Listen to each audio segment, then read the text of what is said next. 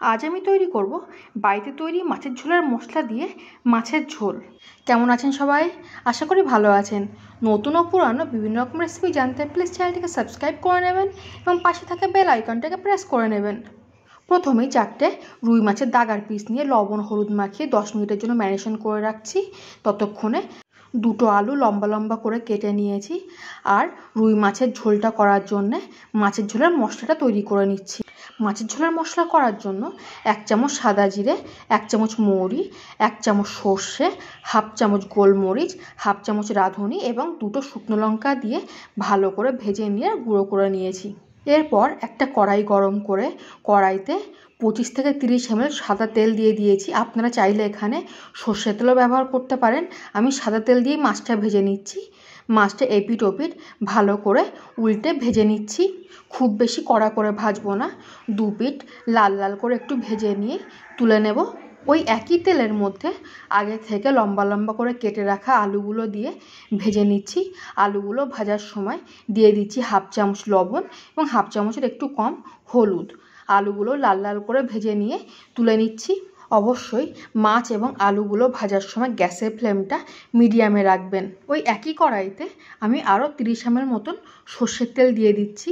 তেলটা গরম হয়ে আসলে হাফ চামচ কালো জিরে ফোড়ন দিয়ে দিয়েছি।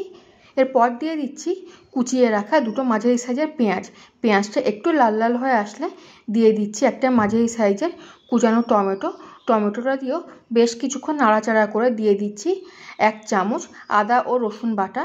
গ্যাসের ফ্লেমটা লোতে রেখে আদা ও রসুন বাটাটা দিয়ে 1 মিনিট মতন কষিয়ে নিয়ে দিয়ে দিচ্ছি হাফ চামচ লবণ, হাফ চামচের একটু কম হলুদ, হাফ চামচের একটু কম শুকনো লঙ্কা গুঁড়ো এবং হাফ চামচের একটু কম জিরে গুঁড়ো। সমস্ত মশলাগুলো দিয়ে 1 থেকে 1.5 মিনিট কষিয়ে নিয়ে দিয়ে দিচ্ছি ভেজে রাখা আলুগুলো দিয়ে ভালো করে কষিয়ে নিয়ে দিয়ে দিচ্ছি 1 কাপ জল। আলুগুলো যে বাটিতে তুলে রেখেছিলাম সে বাটি ধোয়া জলটাই এখানে দিয়ে দিয়েছি। এবার একটু ঢাকনা দিয়ে দিচ্ছি। গ্যাসের ফ্লেমটা লো করে দিয়ে প্রায় 4 থেকে 5 মিনিট একটু ঢাকনা দিয়ে রাখবো। এরপর ঢাকনাটা সরিয়ে মাছের ঝোলের জন্য যে মশলাটা তৈরি করে রেখেছিলাম সেই মশলার 1 চামচ মশলা দিয়ে বেশ 2 থেকে 3 মিনিট আবারও মিডিয়াম ফ্লেমে কষিয়ে নিয়েছি। কষিয়ে নেওয়ার পর দিয়ে দিচ্ছি 300 ml জল। এরপর এটা ঢাকনা দিয়ে দেব এবং ফোটা পর্যন্ত অপেক্ষা করব।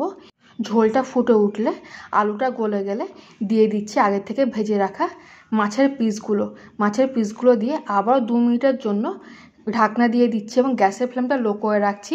তারপর দিয়ে দিচ্ছি চেরা কাঁচা লঙ্কা। রান্নাটা আমার প্রায় শেষের দিকে, ঝোলটা অনেকটাই মরে গেছে, আলুটাও গলে গেছে। এখন দিয়ে দিচ্ছি কুচিয়ে রাখা ধনে পাতা। এখন গ্যাসের ফ্লেমটা বন্ধ করে ঢাকনা দিয়ে রেখে দেব। একটু ঠান্ডা হলে গরম গরম ভাতের সাথে পরিবেশন করে নেব। ভিডিওটি ভালো লাগলে অবশ্যই একটা লাইক করে দেবেন এবং কমেন্টে অবশ্যই জানাবেন কেমন হয়েছে। তবে আমার কিন্তু এই মাছের ঝোলের মশলাটা বেশ ভালোই লেগেছে।